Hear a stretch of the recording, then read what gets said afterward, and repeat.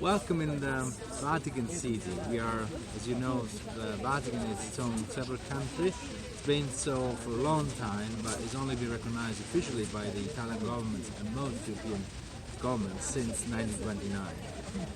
Originally, the Pope was also a king, and this from the 7th, 8th century after Christ. For over 1,000 years, the Church had its own kingdom. Now, the reason for the Vatican to be specifically in this part of Rome and not somewhere else is due to the fact that here there's the Basilica of St. Peter. You can see the beautiful dome designed by Michelangelo in the early 1500s. And why Peter the Apostle is here? Well, at the time of the beginning of Christianism, Peter and Paul traveled across the Roman Empire to convert people to Christianism, eventually ended up in Rome in different ways. We don't have many detailed information about Peter in Rome. Actually, there's no mention of that in the book of Acts, in the Gospel, of him coming to Rome. But we got Apocrypha Gospels and we got traditions and legends. So, according to the Catholic tradition, St. Peter's tomb is right underneath the Basilica of St. Peter, and in 1930s and 1940s, during years of excavation, they actually found the tomb of Peter and some remains and bones down there.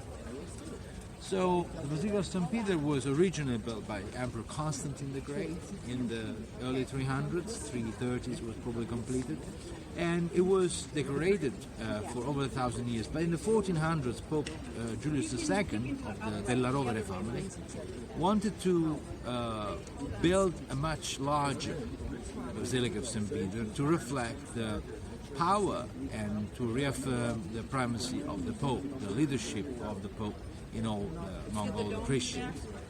So basically, Donato Bramante was in charge of rebuilding the Basilica. He started destroying the old one, and he was the one who had the idea to build a large dome, similar, inspired by the dome of the Pantheon, on top of the tomb of the Apostle Peter. He died soon after starting work, and many other architects were in charge of the Basilica after him. For instance, Raphael and Antonio da San Gallo. But they never get to a point where they actually managed to build the dome. It was Michelangelo starting from 1530s that worked here for about 30 years. But even he didn't see the dome finish, which was only finished in 1590, after 85 years since Bramante started working on it. The facade was finished even later. Later on we'll see the Basilica inside. And you could see the people on the very top. You could see, zoom in. You could see how tall it is, about 140 meters tall, about 450 feet.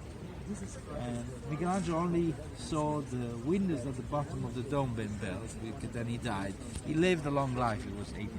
Then the Vatican City is enclosed by walls built between the Middle Age and the early Renaissance. And inside it's got some beautiful gardens which are open to the public but only with a special permission. And there's the Casino di Pio IV, which is a beautiful Renaissance